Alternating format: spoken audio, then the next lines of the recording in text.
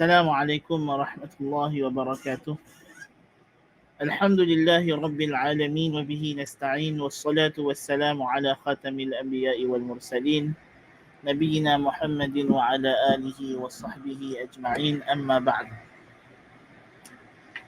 Hadirin hadirat, para penonton, para pendengar, para pelajar, semoga dirahmati oleh Allah Subhanahu wa taala.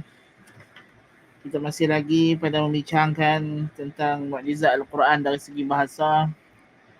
Pada setiap potongan-potongan ayat Al-Quran itu, dan masih lagi pada yang pertamanya ialah penggabungan di antara al-qasdu fil lafzi wal wafa'u bihaqqil ma'na. Lafaz yang sederhana, lafaz yang tidak panjang, namun maknanya sampai, ya, maknanya datang sampai dalam bentuk yang sempurna, tidak menjejaskan makna walaupun ayatnya ringkas. Ya. Dan seperti biasa, kata pengarang, dia akan bawakan kepada kita perbandingan antara Al-Quran dengan ucapan dan kalam manusia, dan telah kita bacakan pada kelas yang lepas bahawa perbuatan yang sebegini rupa tidak dapat dilakukan oleh manusia, oleh pakar-pakar bahasa Arab yang tinggi-tinggi, para penyair, para sastrawan. Ya, mereka tidak mampu melakukan penggabungan yang sempurna. Nak buat penggabungan yang sempurna di antara perkataan yang pendek, yang singkat dengan makna. Kita nak gabung kalimah ni pun tak boleh, tuan-tuan. Kita heran, mereka tak ada payah nak bergabung. Orang nak buat kerajaan dengan tamak haloba, dengan syahwat, dengan nafsu. Lagilah payah. Baik. Kita cerita kita sudahlah. Okay.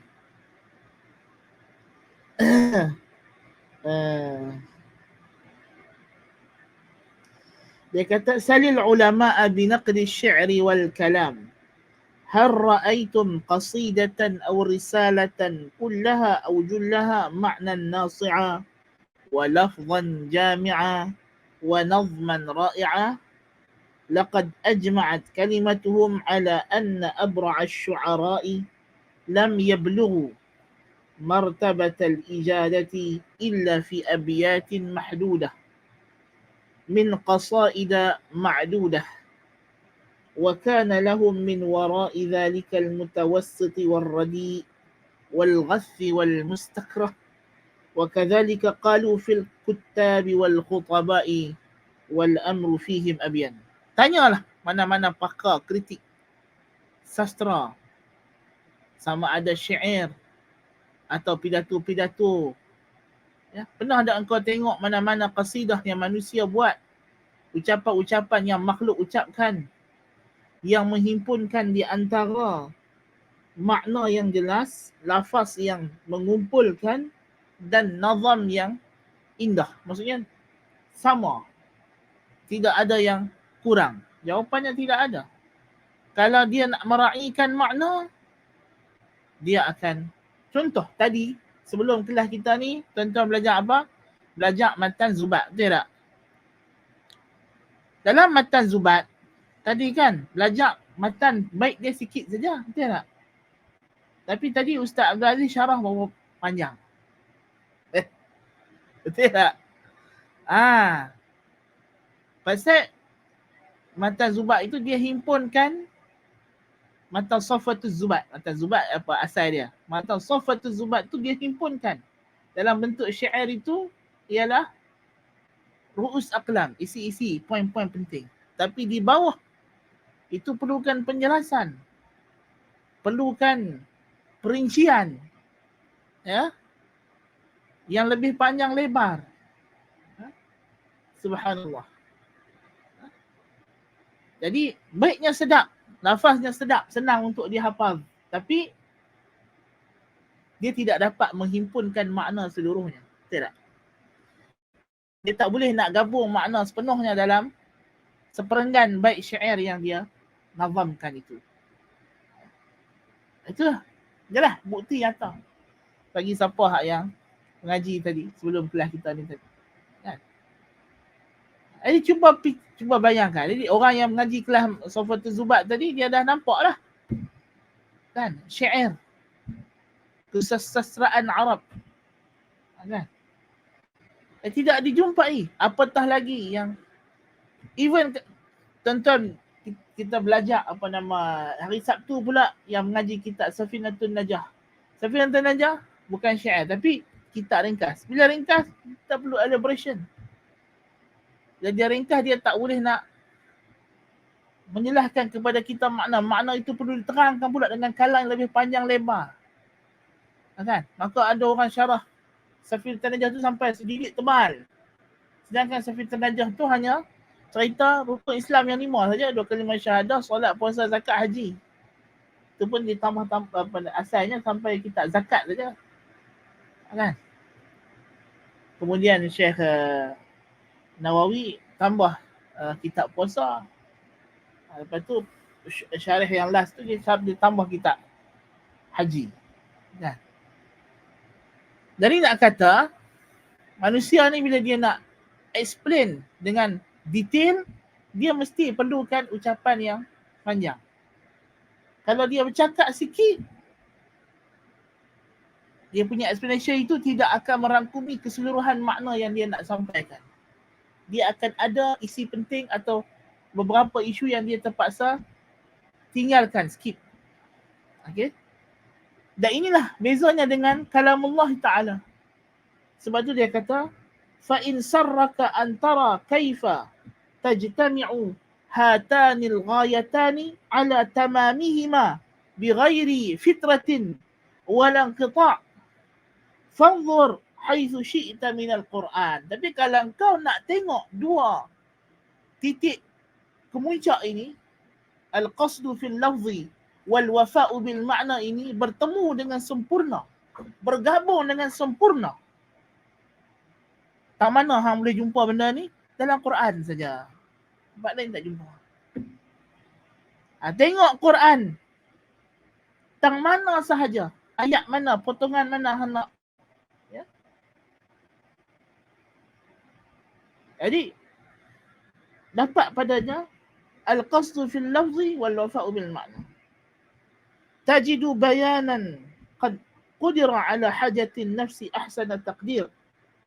فلا تحس فيه بتخمة الإسراف ولا بمخمصة التقطير يؤدي لك من كل معنى صورة نقية وافية نقية لا يشوبها شيء مما هو غريب عنها وافية لا يشذ عنها شيء من عناصرها الأصلية ولا واحقها الكمالية كل ذلك في أوجز لفظ وأنقاه ففي كل جملة منه جهاز من أجزهة المعنى وفي كل كلمة منه عضو من أعضائه وفي كل حرف منه جزء بقدره وفي أوضاع كلماته من جمله وأوضاع جمله من آياته سر الحياة الذي ينتظم المعنى بأدائه وبالجملة ترى كما يقول الباقلاني محاسن متوالية وبدائع تترى. الله أكبر كبيرا. ضع يدك حيث شئت من المصحف وعد ما أحصته كفك من الكلمات عدا ثم أحص عدتها من أبلغ كلام تختاره خارجا عن الدفتين وانظر نسبة ما حواه هذا الكلام من المعاني إلى ذاك ثم انظر كم كلمة تستطيع أن تسقطها أو تبدلها من هذا الكلام دون إخلال بغرض قائله وأية كلمة تستطيع أن تسقطها أو تبدلها هناك.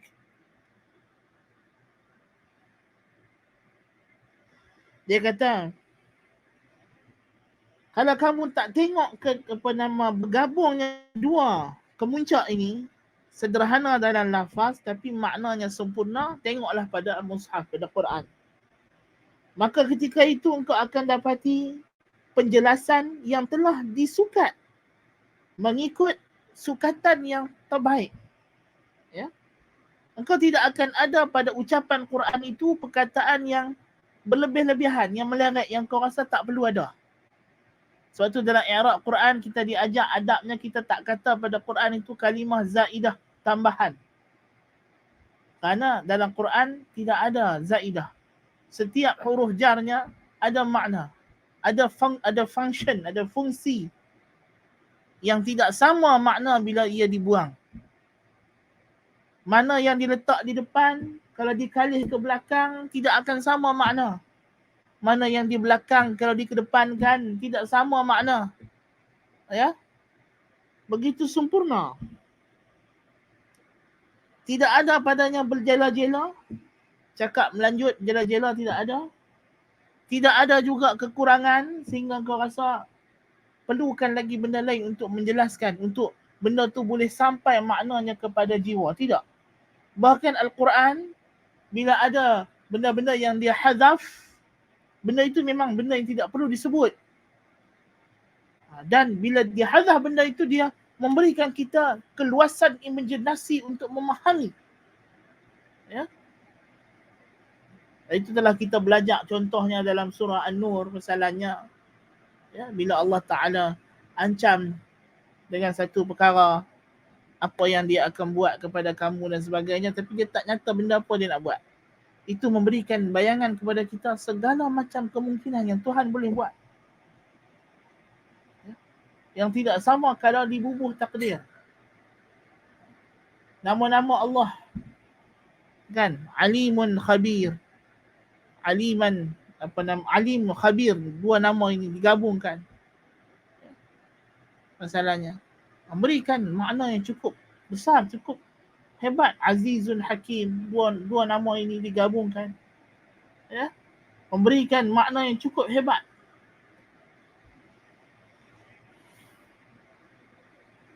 Memberikan kepada kita gambaran yang bersih dan sempurna.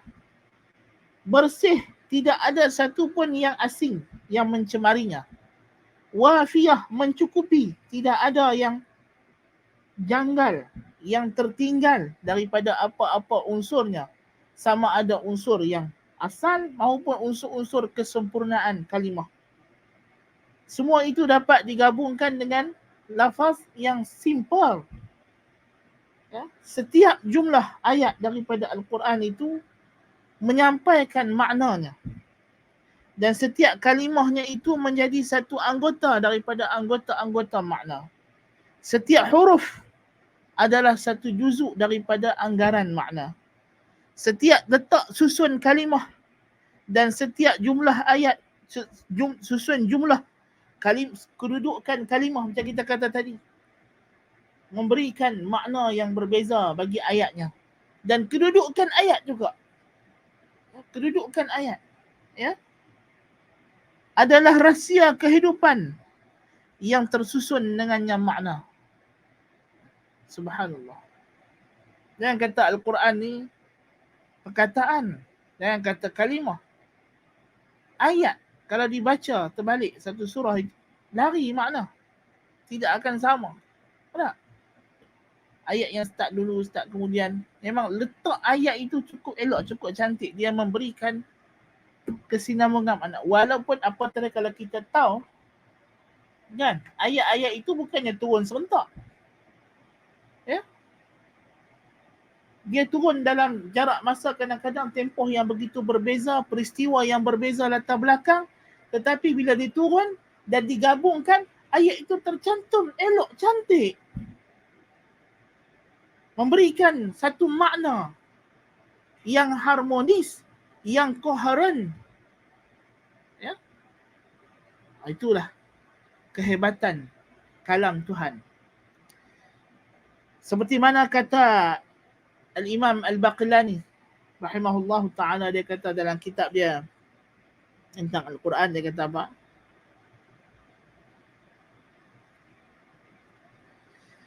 mahasin mutawaliyah, keindahan yang berturut-turut, wa bada'i'u tatra, dan keunikan yang bersambung-sambung. Letaklah tangan kamu di mana sahaja. Ini kata kitab lah, kata pengarang. Letaklah tangan kamu di mana sahaja daripada mushaf dan bilanglah kalimat-kalimatnya. Kemudian bilanglah dengan perkataan lain yang bukan dalam mushaf. Dan bandingkan nisbah di antara dua ini. Boleh tak kamu kurangkan perkataannya tanpa menjejaskan makna? Maknanya, kalau kamu bandingkan antara yang dalam Quran dengan yang kalam manusia, kalam makhluk, nak menyampaikan mesej yang sama tapi dia takkan boleh buat macam dengan cara susun Al-Quran itu.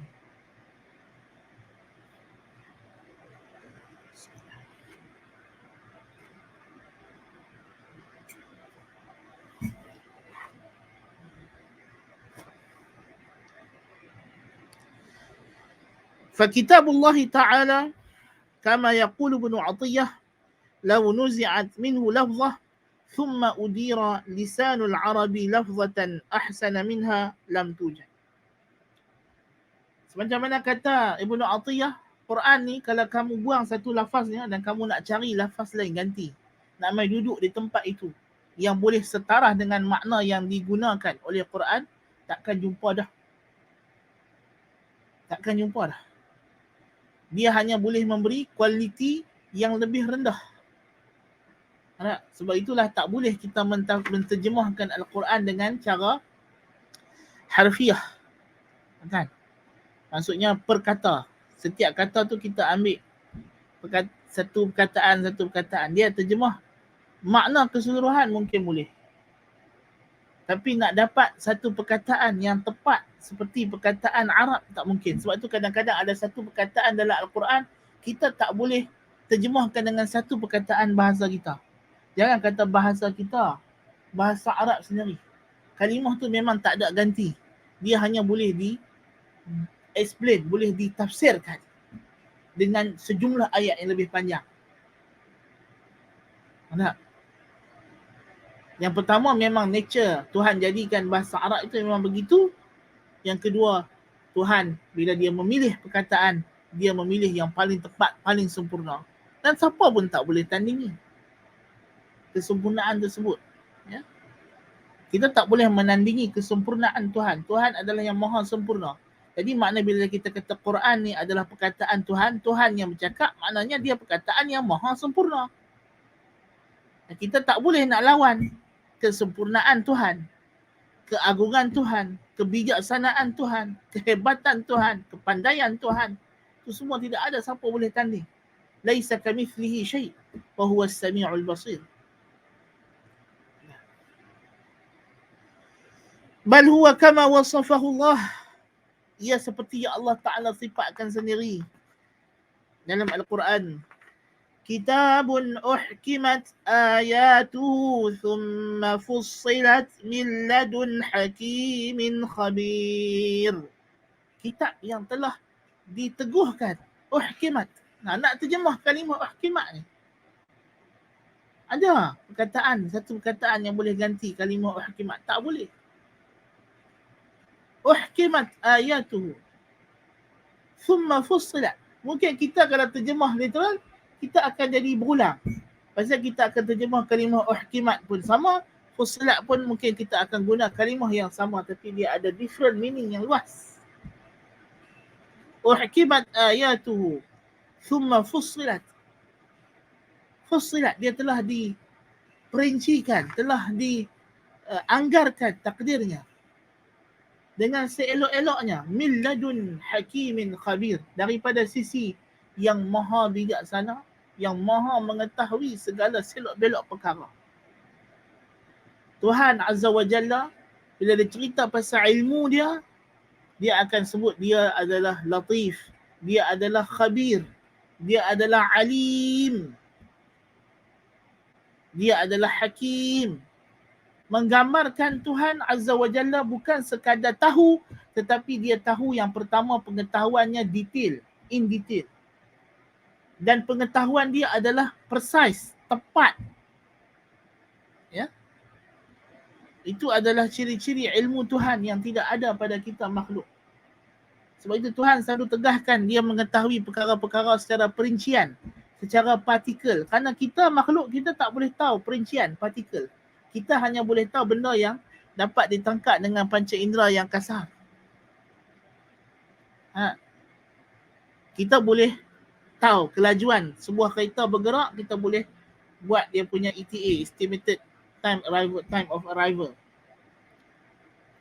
Kalau dia bawa kereta dengan kelajuan yang 100 km dan dia sekarang berada di tempat sekian, dan kalau tidak ada traffic jam ke apa, dia akan sampai tempat sekian pada jam sekian.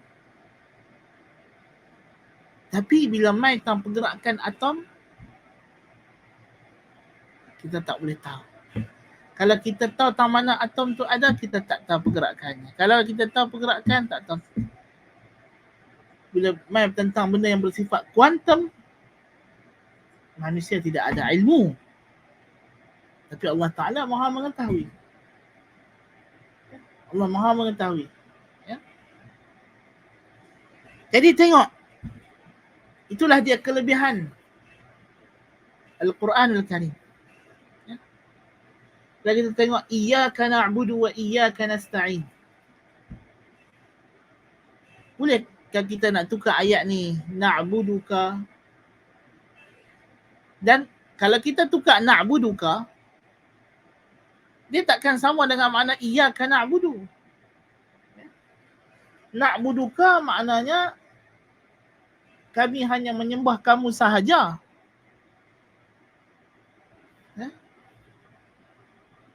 Berbeza dengan makna na'buduka, kami menyembah kamu. Kalau na'buduka, kita kena tambah lagi perkataan. Jadi tengok betapa susunan ayat tidak boleh diubah. Mana yang duduk depan-depan, yang belakang-belakang. Kalau ubah akan hilang balaghahnya. Akan hilang dia punya maknanya yang tepat, yang daqiq, yang mendalam. Ya.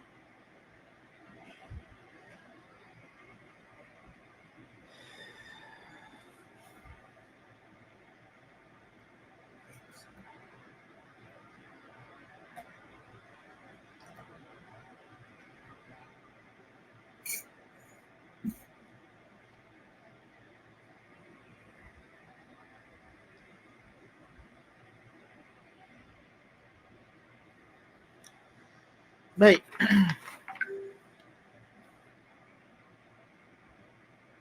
Jadi itu yang pertama. Mukjizat, keistimewaan Al-Quran, kehebatan Al-Quran pada setiap perincian kalimah qita'ah, potongan-potongannya. Dan yang pertama sekali apa dia? Al-wafa' al-qasdu fil lafzi wal wafa'u fil ma'na. Lafaz yang sederhana tetapi maknanya in detail, maknanya perinci. Kemudian yang kedua, tadi alif ba, sekarang jim dal. Ialah khitabul ammati wa khitabul khassah.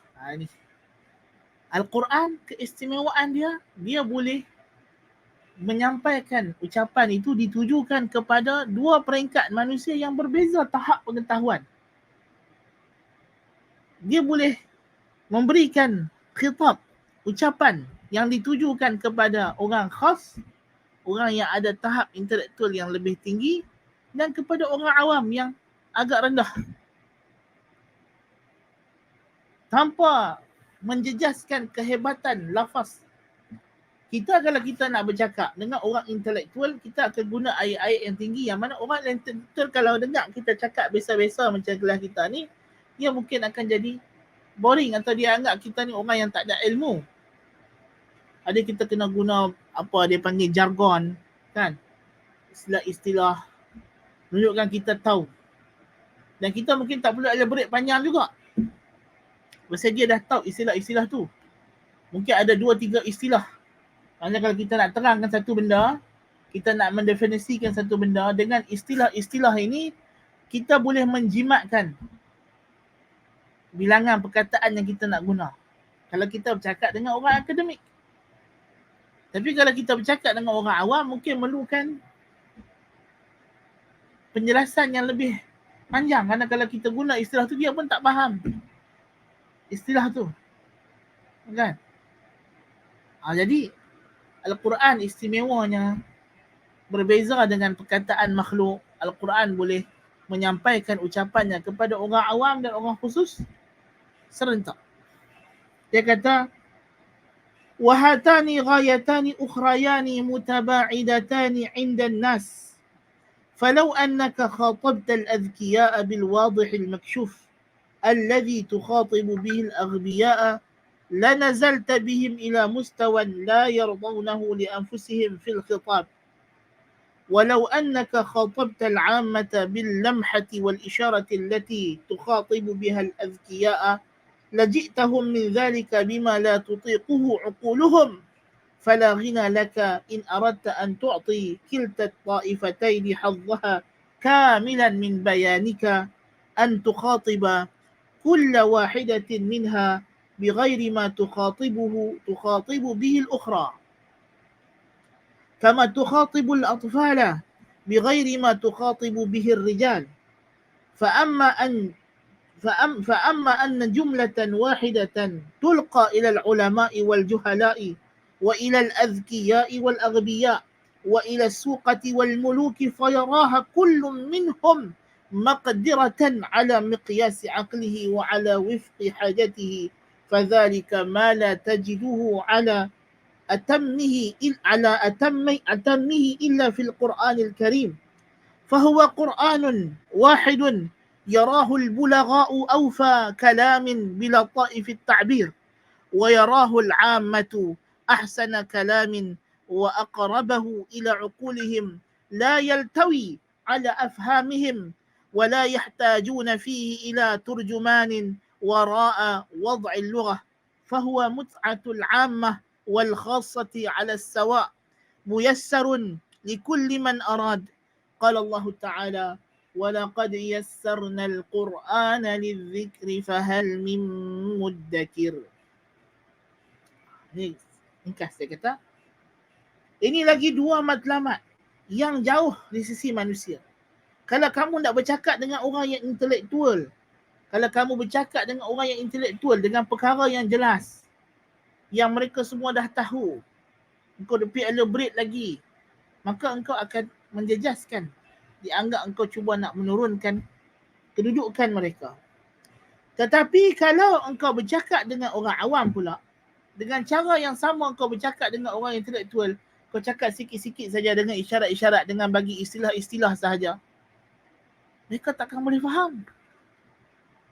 Mereka takkan dapat faham. Betul tak? Kalau kita mengajar fiqh, masalahnya, kepada orang awam di kelas Yayasan Ta'lim ini, ya, kelas yang begini open air, kelas online ni open air, kita tak tahu siapa yang duk follow kelas kita ni, kan? Cuma bagus dia ialah jadi apa-apa kita not responsible lah, kan? Berbeza dengan kalau kita kelas tertutup, itu mungkinlah pasal kita pilih orang masuk dalam kelas tersebut, ya. Tapi ni kelas yang begini open, terbuka, ya? Kalau kita mengajak macam kita mengajak orang yang memang dah study syariah, dia tak faham lah. Sebab tu ulama susun kitab pun ada peringkat-peringkat. Safinatun Najah, lepas tu naik kepada kitab apa, tulis syarahan pun berbeza-beza caranya. Kan? Kalau engkau mengajak Safinatun Najah untuk orang yang nak menjadi guru agama, takkan sama cara syarah seperti kita mengajak Safinatun Najah untuk orang awam yang sekadar nak beramal dengan apa yang dia belajar. Dia tahu. Kita tak perlu bawakan dia dalil-dalil, tak perlu bawakan dia. Pasal kalau bagi dia dalil pun, dia bukan faham wajah istidlal. Betul, orang awam tidak perlu diberikan kepada mereka dalil yang terperinci. Ya. Kerana ada masalah-masalah hukum Allah Ta'ala ni, dalilnya bukan semudah sepotong ayat Quran atau sepotong hadis, tetapi wajah istidlal itu yang lebih penting. Yang mana benda tu tak dapat difahami kalau tidak belajar ilmu usul fiqh dan sebagainya. Kalau kita bawa benda tu, mungkin akan jadi masalah. Kalau kita cerita pula kepada mereka perbezaan pandangan, pendapat, khilaf ulama', kemudian kita bagi dalil, lepas tu kita kata ikutlah pendapat yang terkuat, dia bukan boleh nak tarjih. Orang awam ni kan, orang awam kita tak boleh bagi dekat dia nasi, lepas tu kita kata pilihlah. Dia kena hidang siap-siap, kena bubuh siap dekat dia ayam, ikan, macam kita layan budak kan, anak kita kecil lagi, umur 5 tahun 6 tahun, boleh kita bawa dia makan buffet, kena ambil dah lauk panak, jenuh. Kita kena makan hidang kat dia, kena letak siap-siap ayam, orang yang boleh makan tak boleh makan. Jadi dia makan, dia pilih dalam apa dalam pinggan dia lah kan. Tapi ada orang, kalau orang dewasa, kita letak makanan, dia pandai-pandai pilih nak makan apa pun, dia boleh buat tarjih. Macam dia ada alat. Macam itulah perumpamaan kan. Jadi manusia ni tak sama kan tahap dia. Macam juga kalau kita bercakap dengan budak, tak sama dengan cakap orang dewasa. Cakap kepada intelektual tak sama dengan orang yang jahil. Orang yang cerdik tak sama dengan orang yang bodoh. Ada orang dia orang yang bukan orang panggil, kalau orang lagi orang tak kasar pula, tu masalah tu. Beza tak kan negeri kan. Orang utara cakap, tapi orang belah selatan dia kata kasar kan. Itu pun contoh juga kan, kita dah bagi contoh dah itu kan. Orang yang panggil dia panggil orang bebal kan. Ada orang yang ada masalah, dia suka nak faham, dia macam kita kena habaq apa-apa kat dia, kita kena terang satu persatu in detail, dia tak boleh. Jadi kalau kita pergi habaq nak dia umum macam tu, akan jadi masalah. Dia mungkin akan buat tafsiran yang silap kan. Berbeza dengan orang yang, dan seni bercakap inilah yang banyak diguna oleh orang politik kan. Orang politik dia pandai, dia nak mengelirukan orang. Itulah dia tengok orang yang dia cakap tu orang apa, orang kampung kan. Dia bercakap bahasa bandar, bahasa pekan. Jadi orang kampung tu akan di mislead, akan dibawa dengan tafsiran yang salah. Orang pun akan ingat apa dia cakap tu bagus, ya syoknya. Padahal mereka ni tidak ada maklumat yang cukup untuk hadam apa yang kau ni cakap kan. Jadi dengan cara itulah manusia itu akan dimanipulasi kan. Jadi kita takkan jumpa manusia boleh bercakap dengan satu laras standard bahasa yang boleh dipahami oleh semua standard akal. Sehingga kan sahabat Sayyidina Ali radhiyallahu anhu pesan, khatibun nasa biqadri bima yafhamun. Bercakaplah dengan manusia itu dengan apa yang mereka faham. Aturiduna ayyukazzaballahu wa rasuluh, adakah kamu hendak Allah dan Rasulnya didustakan? Ada benda-benda even dalam agama, benda-benda yang terlalu mendalam, kita tak boleh nak cerita kepada orang awam, mereka tak faham kan.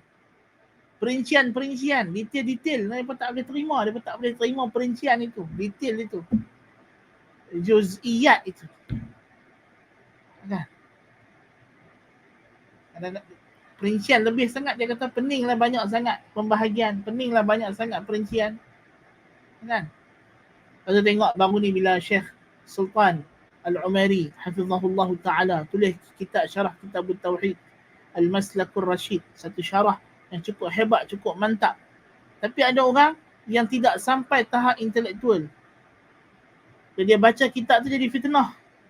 Dia kata awak Syekh perinci banyak sangat apa ni gini.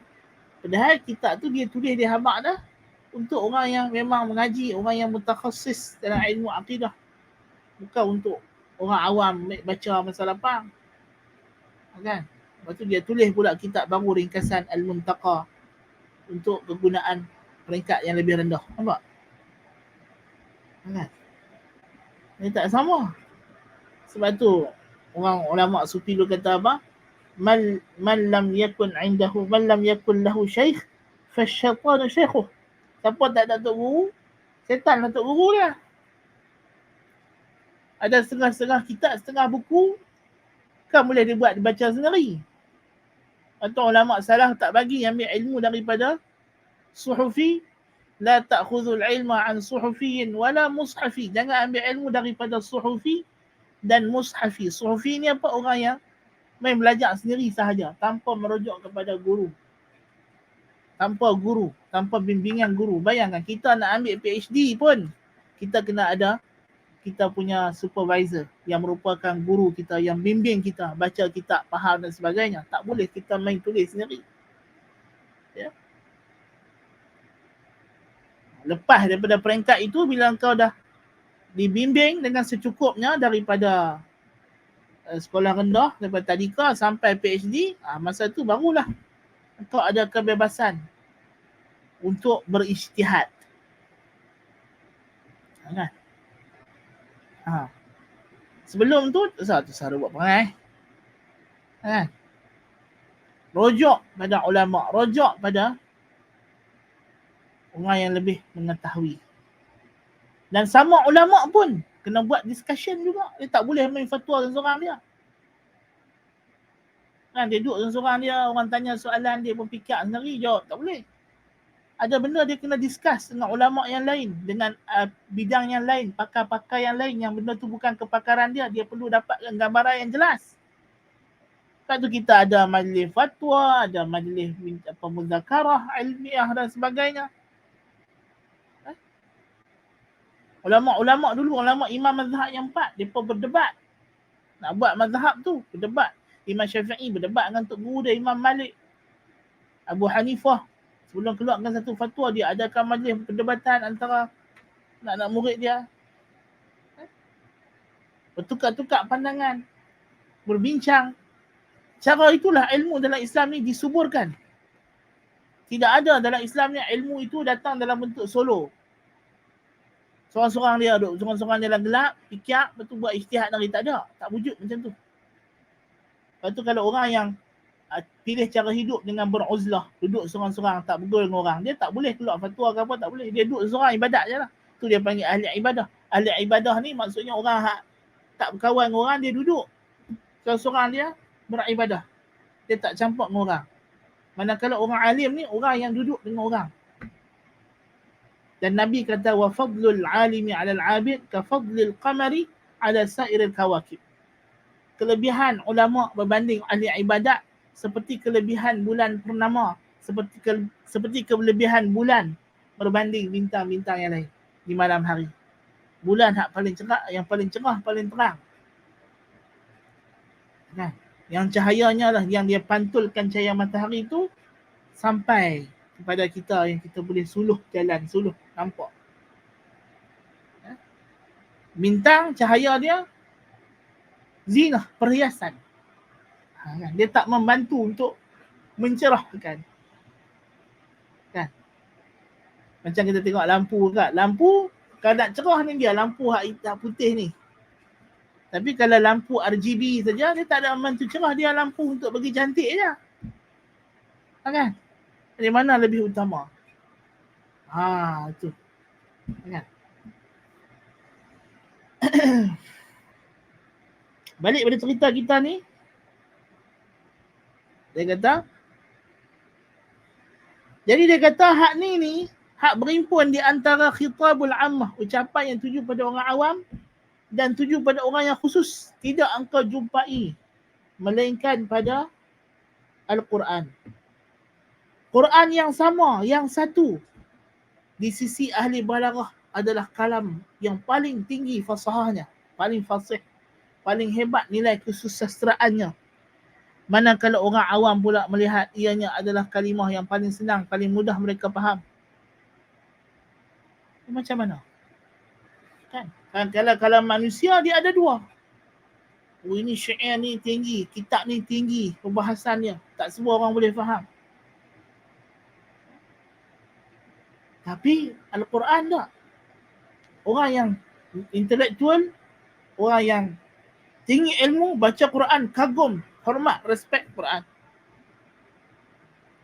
Orang awam baca Quran pun dia kata okey je, saya boleh faham, alhamdulillah. Apa Tuhan nampak, saya tahu, saya faham. Seronok baca dia. Kita kalau orang awam, cuba you bagi dekat dia buku falsafah. Kan? Baca ngantuk, tak faham dia. Kan? Orang akademik, you bagi dekat dia novel Cinta Jintun. Sampah dia kata novel ni, mengaut, tak ada nilai, tak ada ilmu. Orang awam tu punya baca, tekun, kik, gelak seorang dia. Kan? Nak melahirkan masyarakat yang membaca, yang bijaksana. Kita pun galakkan orang membaca. Orang pun baca, pakat beli novel. Cerita cinta cintun, rebut laki orang, rebut bini orang. Baca bapak. Lepas tu, update. Berapa buku lah baca bulan ni. Cik, kawan ni, orang awam ni baca 100 buku. Bagus, pandai ni. Nanti pilihan raya boleh buat pilihan terbaik, nak pilih siapa jadi pemimpin. Pi pangkah. Dia 100 buku semua cerita cinta cintun, rebut laki orang, rebut bini orang saja. Dia bukan boleh ada pemikiran kritis nak buat. Dia hanya baca buku yang bersifat awatif, emosi. Nak bagi seronok, bagi masa lapang. Kan? Tapi ada seorang ni, profesor ni, sebulan ni baca apa buku dah. Buku hak tahun lepas tak habis lagi. Duk sambung, tak habis. 2 tahun dah duk baca buku tu. Tapi, buku yang dia baca tu, buku yang memberikan intelektual. Memfikiran kritis. Mengambil masa untuk faham. Biarlah orang yang berilmu. Kalau kita kira ukuran orang tu cerdik dengan berapa banyak buku dia baca, memang jahanam. Kalau tanpa melihat kepada nilai buku yang dia baca, kualiti buku dia baca. Hanya kuantiti semata-mata tidak akan. Tak. Subhanallah. Tapi Quran, subhanallah.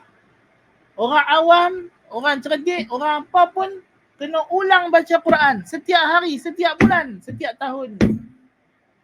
Tak boleh kira masa. Mesti semua orang sama. Kalau nak pandai, nak cerdik, nak dapat panduan, tidak ada jumpa melainkan pada Quran. Hang cerdik macam mana pun, hang pandai macam mana pun, tak baca Quran, tak jumpa kebenaran. Takkan sampai kepada kebenaran yang mutlak, kebenaran yang hakiki. Tak jumpa hidayah. Man ibtaghal hidayata fi ghairihi adallahu Allah.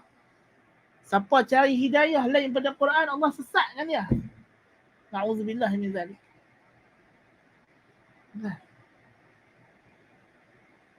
Nak dapat hidayah, kena cari menerusi Al-Quran. Itu bimbingan. Sebab Al-Quran lah hidayah. Yahdi bihillahu man ittaba'a ridwanahu subulas salam. Allah memberi bimbingan dengannya, Quran,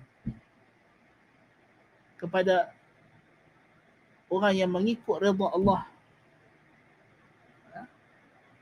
ke arah jalan-jalan yang sejahtera. Hang profesor, hang macam mana pun tak baca Quran, tak ada guna. Orang awam, hang nak cari ketenangan, hang bacalah 100 novel, 1000 novel, komik ke apakah, takkan dapat menghilangkan kesedihan, gundah gulana, melainkan dengan kau baca Quran. Walaupun dalam Quran ni cerita-cerita dia serius, cerita-cerita dia betul, fakta, tapi dia boleh mententeramkan jiwa yang gundah gulana. Pernahkah kita terbayang kita dalam keadaan sedih, keadaan down, ambil buku fizik baca? Ada? Kan? Mana ada? Kalau baca buku fizik lagi stres. Tiba-tiba pergi buat latihan matematik. Bukan matematik biasa, admat dah tu. Tu dia. Kira sinus, cosinus apa semua. Kan? Buat apa? Kan? Tiba-tiba buat latihan admat nak kena buka. Tak tahu lah orang pakai ke tak. Kalau zaman kami admat dulu ada buku sifir tu kan. Lepas tu pakai kalkulator saintifik lagi. Allahu Akbar. Kan? Lepas tu tenang jiwa tenang. Tak ada lah. Lagi stres. Kan dia mungkin ambil buku apa kartun-kartun ke baca. Kan kalau zaman kami dulu ada buku apa majalah apa komik gila-gila kan. Sekarang ni tak tahulah apa benda. Kan? Komik cintan-cintun lah kot kan. Tapi cinta-cintun pun macam serabut juga tu. Merebut laki orang, merebut bini orang, merebut tuna orang. La ilaha illallah. Tak ada moral, tak ada akhlak, tak ada etika.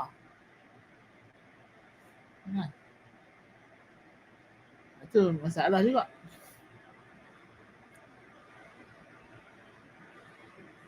Jadi manusia tak ada. Tapi Al-Quran, engkau sedih, engkau gundah gulana, engkau baca Quran. Dalam Quran tu ada cerita pasal neraka, pasal hari kiamat, pasal apa. Tapi engkau rasa tenang jiwa ni. Kan? Kau rasa tenang. Kan? Baca surah Yusuf, tenang. Kan? Subhanallah. Mana nak cari? Tak ada dah kitab macam tu dalam dunia, dalam alam ni. Sebab itu perkataan Tuhan kita. Kan?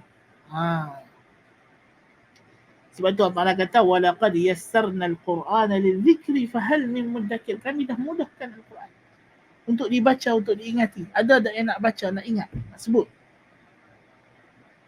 Ya?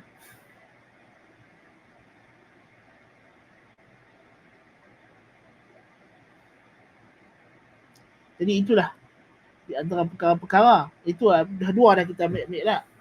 Al-qasdu fil lafzi wal wafa'. Mana yang kedua? Ialah khitabul ammah wa khitabul khas. Al-Quran tu menghimpunkan ucapan untuk orang awam dan orang khusus. Sama-sama boleh baca Quran tanpa rasa pening-pening. Itu yang kedua. Yang ketiga ialah iqna'ul aqli wa imta'ul 'atifah. Ini ada kaitan juga, kita akan bincang pada kelas yang akan datang. Yang kita sebut tadi, dia memuaskan logik akal dan emosi. Quran, gabungan. Dia adalah kitab yang bersifat logik akal. Bila kita baca tu kita kena fikir, menggerakkan pemikiran akal yang kritis. Tetapi dalam masa yang sama dia juga melayan perasaan kita. Subhanallah. Yang kita bagi contoh tadi samalah novel dengan buku fizik tadi. Buku fizik, buku sains, biologi, itu buku yang berkaitan dengan logik akal, menggerakkan akal. Ketika akal dalam keadaan serabut sedih, dia benda tu tak boleh membantu dia. Dia kena cari buku-buku yang memenuhi emosi, buku cerita yang lawak ke apa ke, baca cerita Johar ke, kan? Buku cerita apa? 1001 malam ke, Al-Fulail wa Lailah ke, baca kita apa Kalila wa Dimnah ke, kan? Itu menenangkan emosi, bagi seronok. Tapi tidak akal. Akal memerlukan bahasa yang kritis. Tapi Al-Quran, dalam Quran dia gabung dua-dua. Dia boleh menggabungkan kedua-duanya. Ya? Jadi insyaAllah ni kita akan ambil pada kelas yang datang. Allah Ta'ala. Nanti ada soalan. Ada soalan ya. Kalau ada soalan, kita tangguhkan dengan tasbih kafarah. Subhanakallahumma bihamdika asyhadu an la ilaha illa anta astaghfiruka wa atubu ilaik. Wassallallahu ala Muhammadin nabiyil ummi wa ala alihi wa sahbihi ajma'in. Assalamualaikum warahmatullahi wabarakatuh.